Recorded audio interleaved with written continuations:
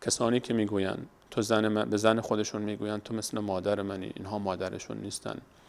این امهاتهم الا اللائي ولدنهم، مادر اونها اون کسی است که اونها رو به دنیا آورده، در شکم خودش حمل کرده و از بدن او خارج شدن، اونها مادرشون هستن. چرا شما همسرتون رو تشبیه میکنید به مادرتون؟ بله، در کرامت، در احترام، در اخلاق، در رفتار، در این مسائل مشکلی نداره که انسان تشبیه بکنه تو خیلی شبیه مادر منی، تو مثل مادر منی، دستپختش رو، اخلاقش رو، رفتارش رو. اما در موضوع زناشویی، در موضوع رابطه زناشویی و حرمت رابطه زناشویی نباید تشبیه بکنه او رو به مادرش. این امهاتهم الا اللائي ولدنهم و انهم لیقولون منکرا من القول و زورا.